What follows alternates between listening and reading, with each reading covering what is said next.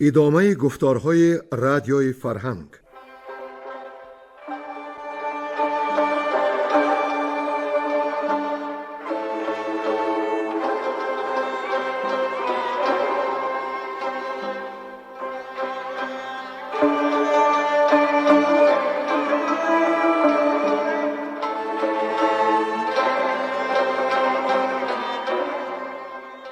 بسا رنج بردم در این سال سی، عجم زنده کردم بدین پارسی.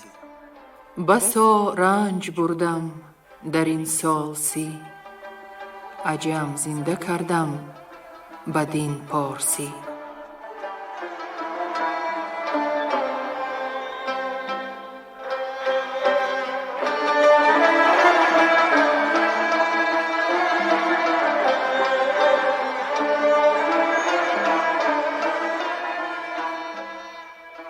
شنونده های ارجمند، با توجه شما محفل ادبی از روی شاهنامه بیزوال ابوالقاسم فردوسی. صدر محفل نظام قاسم.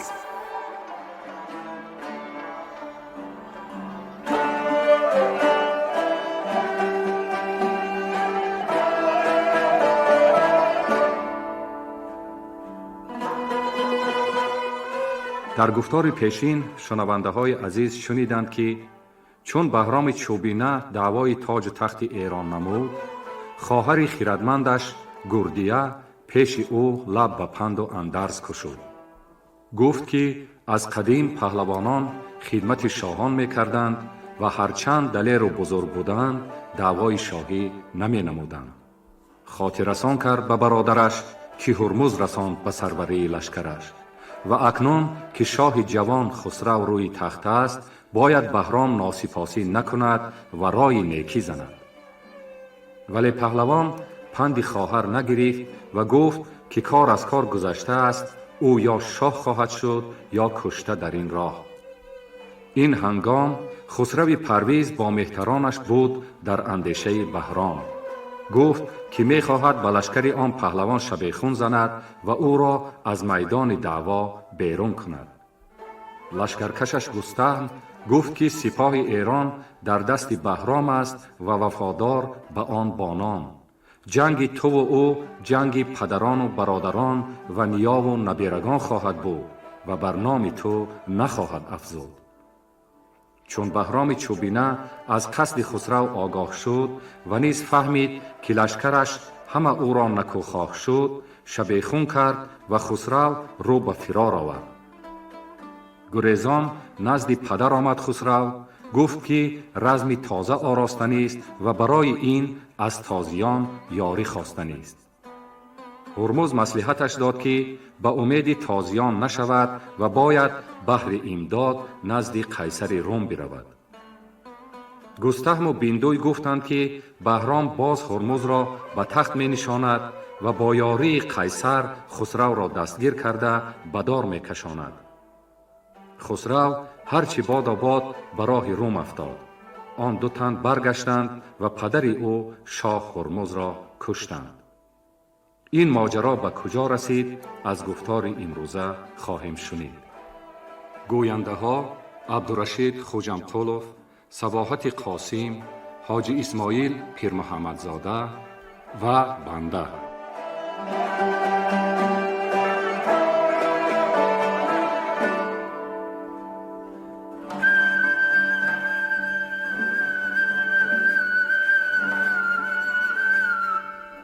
رفتن خسرو به روم.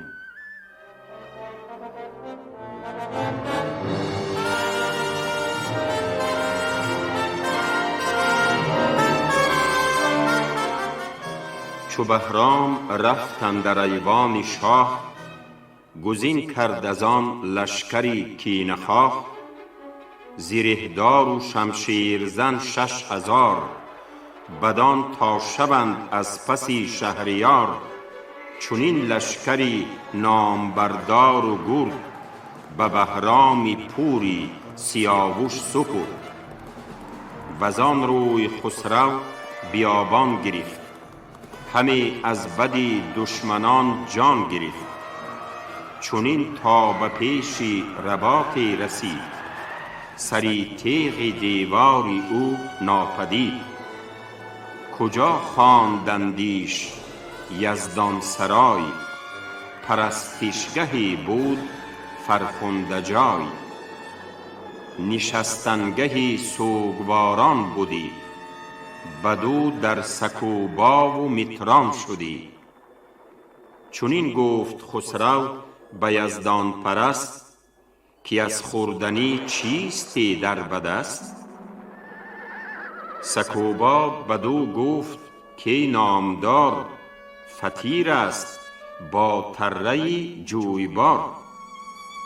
گریدون که شاید بدین سان خوریش، مبادت جز از توشه این پروریش.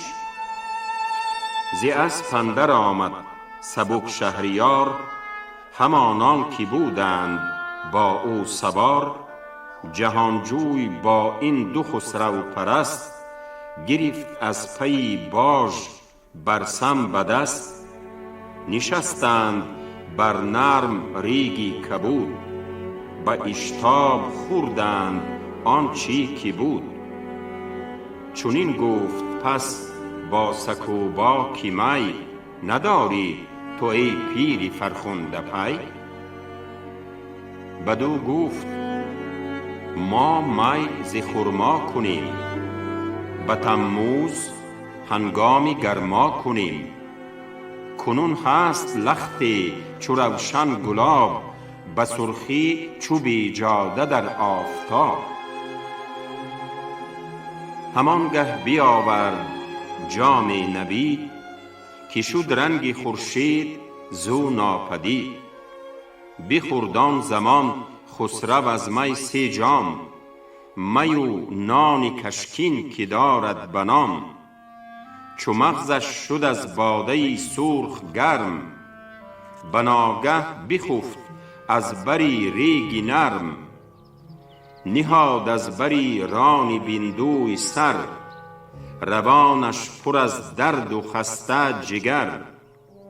همان چون به خواب اندر آمد سرش، سکوبای مهتر بیامد برش.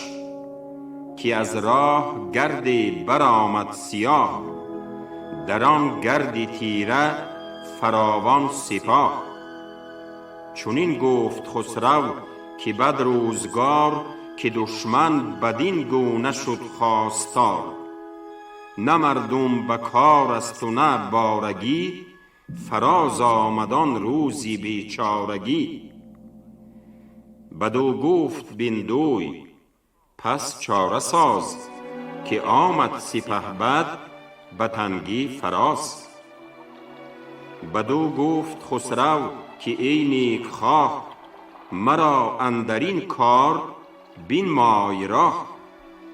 بدو گفت بندوی کین تاج زر، مرا ده همین گوشوار و کمر. همین لعل زربفت چینی قبای، چو من پوشم این را تو ایدر مپای. برو با سپاهت هم اندر شتاب، چو کشتی که ملاح راند برآب.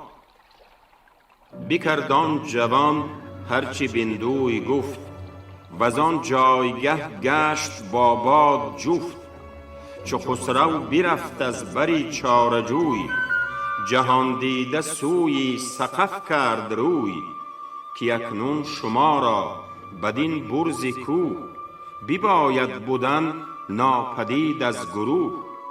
خود اندر پرستشگه آمد چو گرد، بزودی دری آهنین سخت کرد.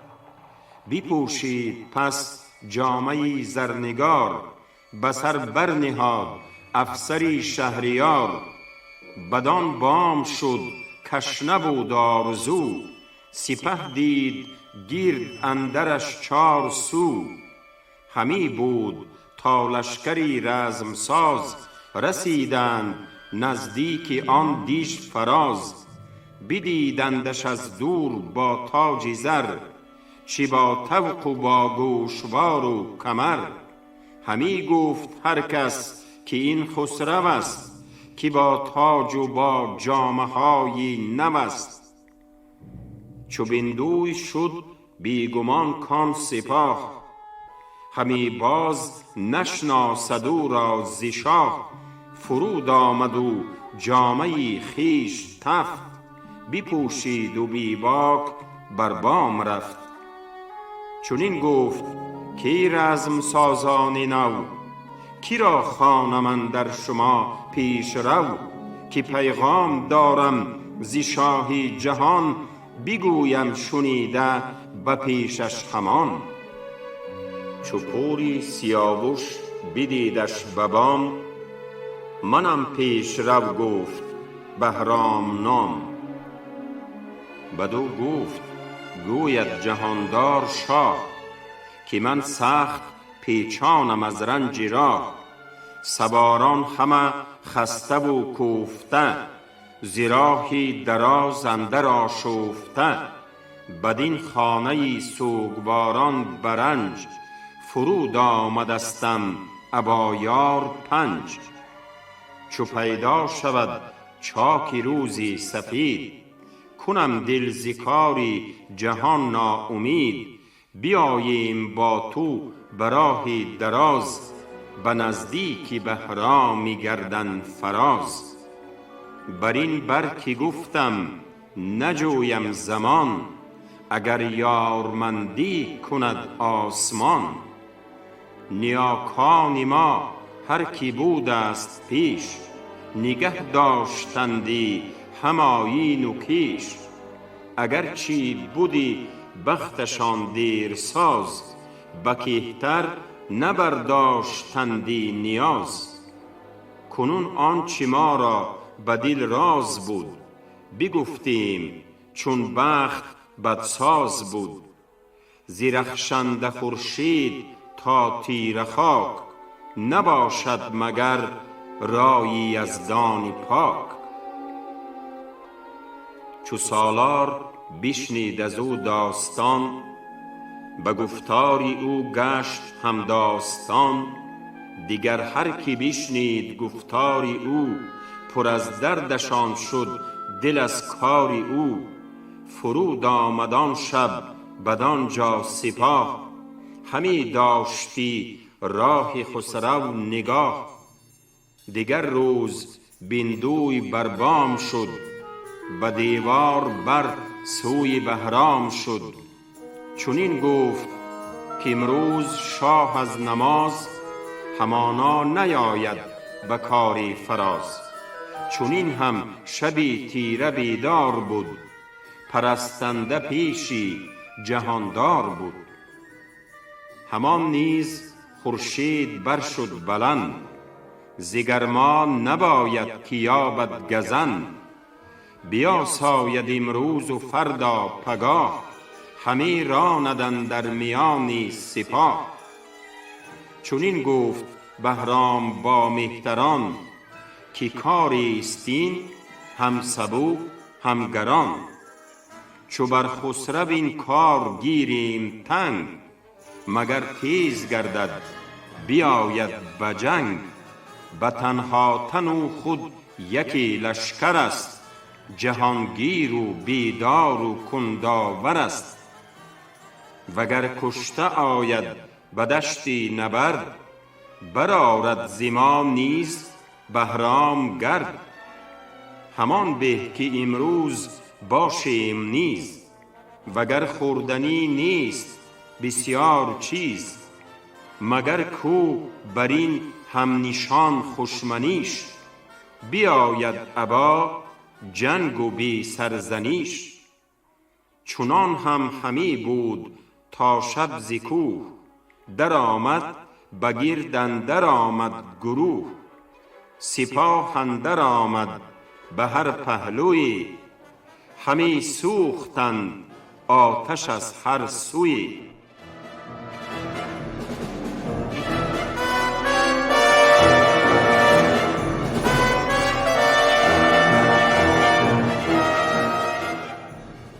بردن بهرام سیاووش بندوی را پیش بهرام چوبینه.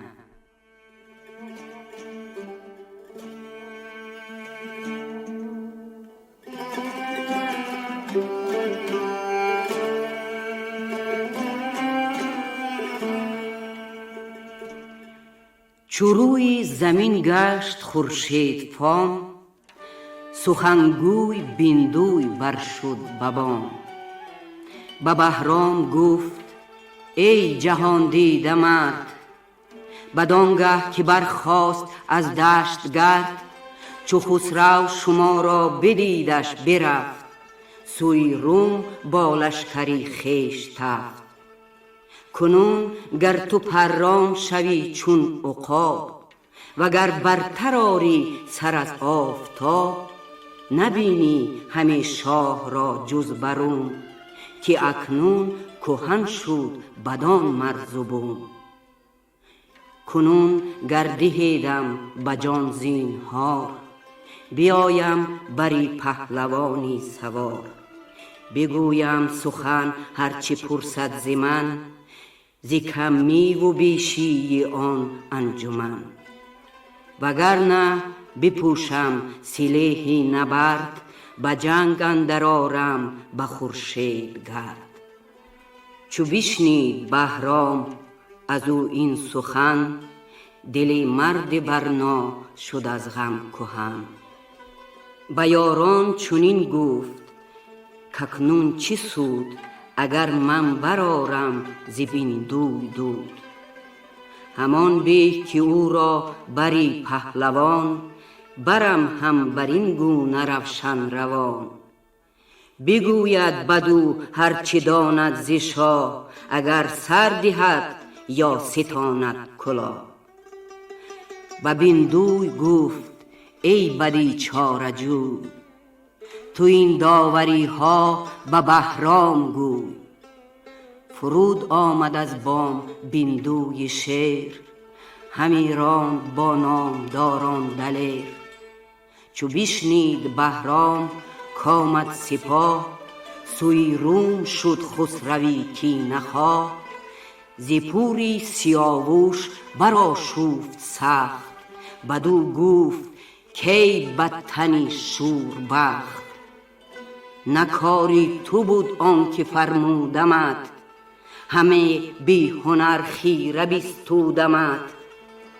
جهانجوی بیندوی را پیش خواند، همه خشم بهرام بر وی براند. بدو گفت کای بدتن و بدکنیش، فریبنده مرد از دری سرزنیش. سپاهی مرا خیره بفریفتی، ز بدگوهری خویش نشکفتی. تو با خسروی شوم گشتی یکی، جهان دیده کردی از کودکی.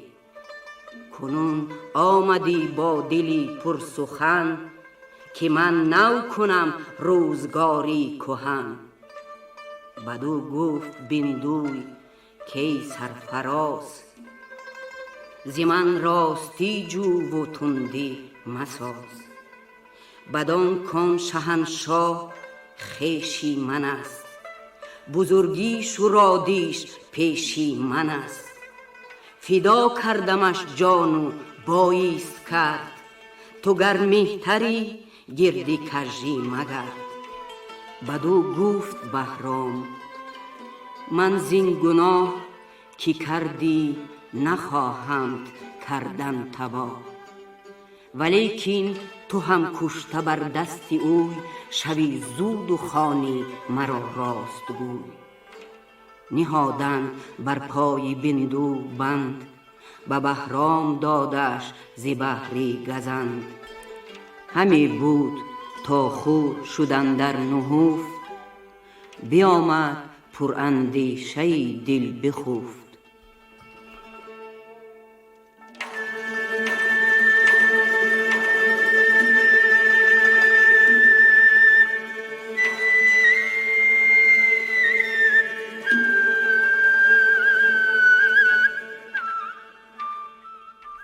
رای زدن ایرانیان و بهرام از بهر پادشاهی و بر تخت نشاندن او را.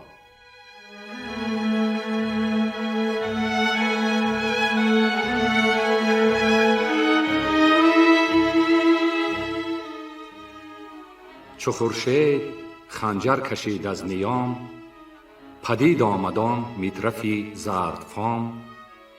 فرستاد و گردن کشان را بخواند، برافکنده تاجداران نشاند. به یک سوی کرسی زرین نهاد، چو شاهان پیروز بنشست شاد. چنین گفت از آن پس به بانگ بلند، که هر کس که هست از شما ارجمند، ز شاهان ز ضحاک بدتر کسی نیاید پدید ار بجویی بسی. که از بهر شاهی پدر را بکشت، وز آن کشتن ایرانش آمد به مشت. دیگر خسرو آن مردی بیداد و شوم، پدر را بکشت آنگه شد بروم. کنون تا پدید آید اندر جهان، یک نامدار ز تخم مهان. که زیبا بود جستنی تخت را، کلاه و کمر بستن و بخت را. کی دارید کاکنون ببندد میان، به جای آورد راه و رسم کیان. به دارنده آفتاب بلند، که باشم شما را بدین یارمند. شنیدند گردن کشان این سخن، که آن نامور مهتر افکند بن. نپیچید کس سر ز گفتار راست، یکی پیر سر بود بر پای خاست. کجا نام او بود شهران گراز، گو پیر سر مهتر سرفراز. چنین گفت ای نامداری بلند، تویی تا بودی در جهان سودمند. بودی گر نبودی تو آن ساو شاه، که آمد بدین مرز ما با سپاه. از آزادگان بندگان خواست کرد، کس او را نبود در جهان هم نبرد. ز گیتی به مردی تو بستی میان، که آن رنج بگذشت از ایرانیان. سپه 4 بار از یلان 100,000، همه گرد و شایسته کارزار. به یک چوبه تیری تو گشتند باز، برآسود ایران ز گرم و گداز. کنون تخت ایران سزاوار توست، بر این بر گوا بخت بیدار توست. کسی کو بپیچد ز فرمان تو، وگر دور ماند ز پیمان تو. به فرمانش آریم اگر چی گو است، وگر داستان را همه خسرو است. بگفتین و بنشست بر جای خویش، خراسان سپهبد بیامد به پیش. بدو گفت کین پیر دانش پژوه، که چندین سخن گفت پیش گروه. بگویم که او از چی گفت این سخن، جهان جوی داننده مردی کهن. چو این نیکویی ها ز تو یاد کرد، دل انجمن زین سخن شاد کرد. ولیکن یکی داستان است نغز، مگر بشنود مردمی پاک مغز. که زردشت گوید به استا و زند، که هر کس که از کیردگاری بلند بپیچد به 1 سال پندش دهید، همان مایه سودمندش دهید. سری سال اگر باز ناید به راه، ببایدش کشتن به فرمان شاه. چو بر دادگر شاه دشمن شود، سرش زود باید که بی تن شود. خراسان بگفتین و لب را ببست، بیامد به جای که بودش نشست. از آن پس فرخزاد بر پای خاست، وز آن انجمن سر برآورد راست. چنین گفت ای مهتری سودمند، سخن گفتنی داد به یا پسند. اگر داد بهتر بود کس مباد، که باشد ز گفتار بیداد شاد. اگر بر پسند است گفتار ما، بدین نیست پیروزگر یار ما. و بهرام گفتا کنوشه بدی، جهان را بدیدار توشه بدی. بر این گاه بنشین که زیبد تو را، ز تو پاک شد بد ز هر کشورا. انوشه بزی شاه تا جاویدان، ز تو دور دست و زبانی بدان. بگفتین و بنشست مردی دلیر، خزروان خسرو برآمد چو شیر. چنین گفت اکنون که چندین سخن، سرآیند بر ناو مردی کهن. سرانجام اگر راه جویی بداد، هیونی برافکن به کرداری باد. ممان دیر تا خسروی سرفراز، نکوبد بر اندیشه راهی دراز. ز کار گذشته به پوزش گرای، سوی تخت گستاخ مگذار پای. که تا زنده باشد جهاندار شاه، سپهبد نباشد سزاوار گاه. وگر بیم داری ز خسرو بدیل، پی از پارس و تیسفون برگسیل. به شهر خراسان تن آسان بزی، که آسانی و مهتری را سزی. به پوزش یک اندر دیگر نامه ساز، مگر خسرو آید به راهی تو باز. نبرداشت خسرو پی از جای خویش، که تا راد فرخ نهد پای پیش. سخن گفت پس راد فرخ بداد، که ای نامداران فرخ نژاد. شنیدم سخن گفتنی مهتران، که هستند از ایران گزیده سران. نخستین سخن گفتنی بندوار، که تا پهلوان شود شهریار. خردمند نپسندد این گفتگوی، کزان کم شود مرد را آبروی. خراسان سخن پرمنشوار گفت، نگویم که این با خرد بود جفت. فرخزاد بفزود گفتار تند، دل مردمی پرخرد کرد کند. چهارم خزروان سالار بود، که گفتار او با خرد یار بود. که تا آفریدین جهان کیردگار، پدید آمدین گردش روزگار. ز ضحاک تازی نخست اندر آی، که بیدادگر بود و ناپاک رای. که جمشید برتر منیش را بکشت، و بیداد بگریفت گیتی به مشت. پر از درد شد مردمی پارسا، که اندر جهان دیو شد پادشاه. دیگر آن که بدگوهر افراسیاب، ز توران بدین سوی بگذاشت آب. بزاری سری نوذری نامدار، به شمشیر ببرید و برگشت کار. سه دیگر که آمد سکندر ز روم، به ایران و ویران شد این مرز و بوم. چو دارای شمشیر زن را بکشت، خور و خواب ایرانیان شد درشت. چهارم چو ناپاک دل خوشنواز، که کم کرد از این بوم و بر نام و ناز. چو پیروز شاه بلندختر، جهانگیر و از شهریاران سر.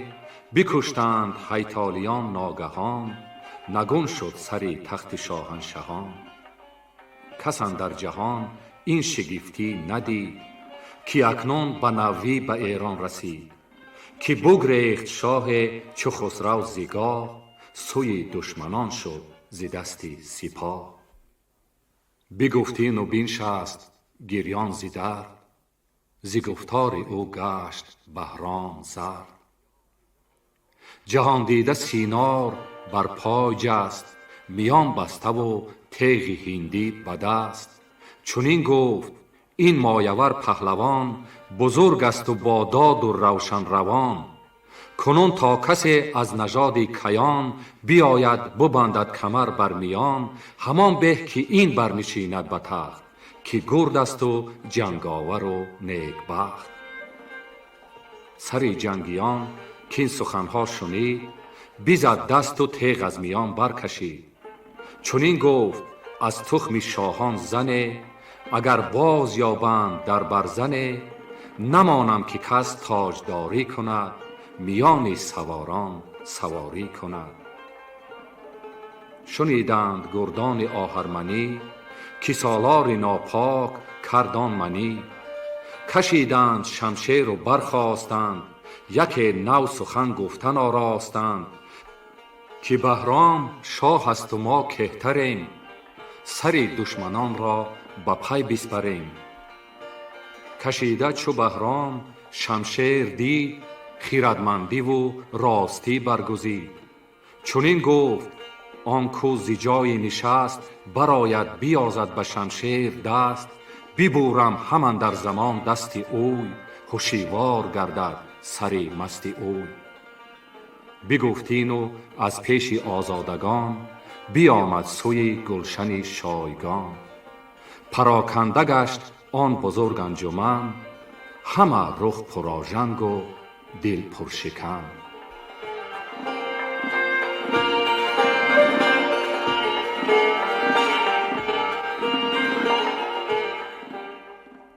بر تخت نشستن بهرام چوبینه.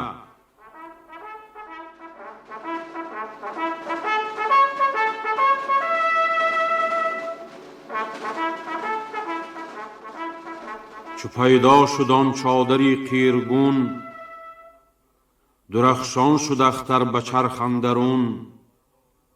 چو آواز دارنده پاس خواست، قلم خواست بهرام و قرطاس خواست. بیامد دبیر خردمند و راد، دوات و قلم پیش دانا نهاد. بدو گفت عهد ز ایرانیان، بباید نبشتن بر این پرنیان. که بهرام شاه است و پیروز بخت، سزاوار تاج است و زیبای تخت. نجوید جز از راستی در جهان، چه بر آشکارا چه اندر نهان. نبشته شد و شمع برداشتند، شبی تیره به اندیشه بگذاشتند. چو پنهان شد آن چادری لاژورد، جهان شد ز دیدار خورشید زرد. بیامد یکی مرد پیروز بخت، نهاد اندر ایوان بهرام تخت. بروفتند ایوان به پاکی عاج، بیاویختند از بری گاه تاج. بری تخت زرین یکی زیرگاه، نهادند و پس برگشادند راه. نشست از بری گاه بهرام شاه، به سر برنهاد آن کیانی کلاه. دبیرش بیاورد عهدی کیان، نبشته بر آن پربها پرنیان. گواهی نبشتند یکسر مهان، که بهرام شد شهریار جهان. بر آن نامه چون نام کردند یاد، برو بر یک مهر زرین نهاد. چونین هم بماناد سال هزار، که از تخمه من بود شهریار. پسر بر پسر بر چونین ارجمند، بماناد با تاج و تخت بلند. به آذرمه اندر بود و روز حور، که از شیر پردخته شد پشت گور. ستاره به جای بلند آفتاب، برآمد وزان شد جهان چون سراب. چو از سرو و بن باغ گردد تهی، بگیرد گیا جای سروی سهی. چونین گفت از آن پس به ایرانیان، کی برخاست پرخاش و کین از میان. کسی کو بدین نیست هم داستان، اگر کژ باشند اگر راستان. به ایران مباشید بیش از 3 روز، چهارم چو از چرخ گیتی فروز. براید همان نزد خسرو شوید، بر این بوم و بر بیش از این نغنوید. نه از دل برو خواندند آفرین، که پردخته از تو مبادا زمین. هر آن کس که با شاه پیوسته بود، بر آن پادشاهی دلش خسته بود. برفتند از آن بوم تا مرز روم، پراکنده گشتند از آن مرز و بوم.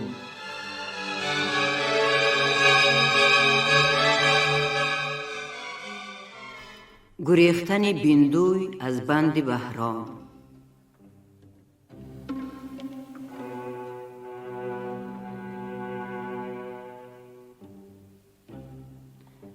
همی بود بیندوی بسته چویوز، به زندان بهرام 70 روز. نگهبان بیندوی بهرام بود، که از بند او نیک ناکام بود. ورا نیز بیندوی بفریفتی، به بند اندر از چاره نشکیفتی. که از شاه ایران مشو ناامید، اگر تیره شب روز گردد سفید. اگر چی شود بخت او دیر ساز، شود بخت فیروز با خوشنواز. جهان آفرین بر تنی کیقباد، ببخشود و گیتی بدو باز داد. نماند به بهرام هم تاج و تخت، چی اندیشد این مردمی نیک بخت. ز دهقان نژاد ایچ مردم مباد، که خیره دهد خویشتن را به باد. به انگشت بشمر کنون تا 2 ماه، که از روم بینی به ایران سپاه. بدین تاج و تخت آتش اندر زنند، همه زیورش بر سرش بشکنند. بدو گفت بهرام اگر شهریار، مرا داد خواهد به جان زینهار. ز پندی تو آرایشی جان کنم، همه هرچه گویی تو فرمان کنم. چو بشنید بهرام سوگند اوی، بدید آن دلی پاک و پیوند اوی. بدو گفت کاکنون همه راز خویش، بگویم برافرازم آواز خویش. بسازم یکی دام چوبینه را، به چاره فراز آورم کینه را. به زهراب شمشیر در بزمگاه، به کوشش توانمش کردن تباه. و دریا ز آب اندرون نم نماند، که چوبینه را شاه بایست خواند. بدو گفت بندوی کی کاردان، مرا زیرک و جلد و هوشیار دان. اگر خود برانی که گویی همی، به دل راه کژی نجویی همی. ز بند این 2 پای من آزاد کن، نخستین به خسرو برین یاد کن. گشاده شود زین سخن راز تو، به گوش آیدش روشن آواز تو. چو بشنید بهرام شد تازه روی، هم اندر زمان بند برداشت از اوی. چو روشن شد آن چادری مشک رنگ، سپیده بدو اندر آویخت چنگ. به بندوی گفت ار دلم نشکند، چو چوبینه امروز چوگان زند. سگالیدم دوش با 5 یار، که از تارک او برآرم دمار. زره خواست و پوشید زیری قبای، ز درگاه به اسپ اندر آورد پای. زنی بود بهرام یل را نپاک، که بهرام را خواستی زیر خاک. به دل دوست بهرامی چوبینه بود، که از شوی جانش پر از کینه بود. فرستاد نزدیک بهرام کس، که تن را نگه دار فریاد رس. که بهرام پوشید پنهان زره، برافگند بندی زره را گره. ندانم که در دل چه دارد ز بد، تو زو خویشتن دور داری سزد. چو بشنید چوبینه گفتار زن، که با او همی گفت چوگان مزن. هر آن کس که رفته به میدان اوی، چو نزدیک گشتی به چوگان اوی. زدی دست بر پشت او نرم نرم، سخن گفتنی خوب و آواز گرم. چنین تا به پوری سیاوش رسید، زره بر برش آشکارا بدید. بدو گفت کی کمتر از مارگس، به میدان کی پوشد زره زیر خس. بگفت اینو شمشیری کین برکشید، سراپای او پاک در هم درید. به شهر اندرون آگهی فاش گشت، که بهرام کشته شد و درگذشت. چو بیندوی از آن کشتن آگاه شد، برو تابشی روز کوتاه شد. بپوشید پس جوشن و برنشست، میانی یلی لرز لرزان ببست. ابا هر که پیوند بهرام بود، کسی کش به بیندوی آرام بود. گرفت او از آن شهر راهی گریز، بدان تا نبینند از او رستخیز. به منزل رسیدند و بفزود خیل، گرفتند تازان رهی اردبیل.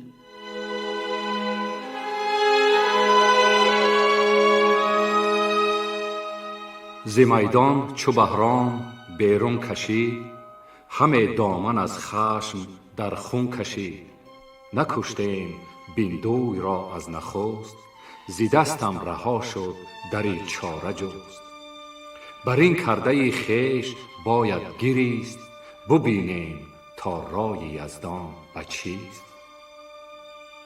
وزان روی بیندوی و اندک سپاه، چو باد دمان برگرفتند راه. همه برد هر کس که بود بردنی، به راهی که موسیل بود ارمنی.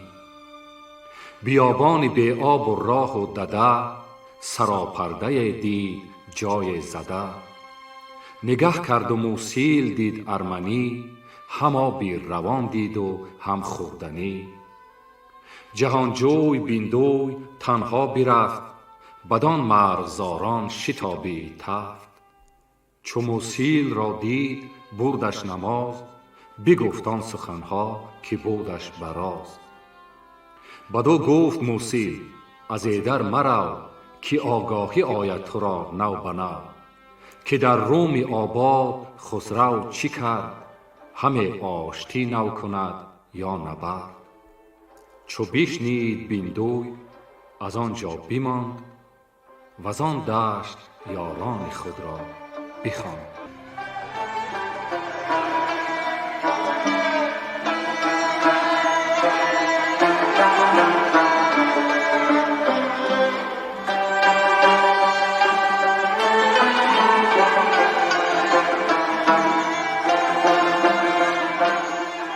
شما محفل ادبی را از روی شاهنامه بیزوال ابوالقاسم فردوسی شنیدید. تهیه‌گر خیرالله ابراهیم، منظم آواز معرفت خالق، صدا بردار برنای نظام. شاد و پیروز باشید.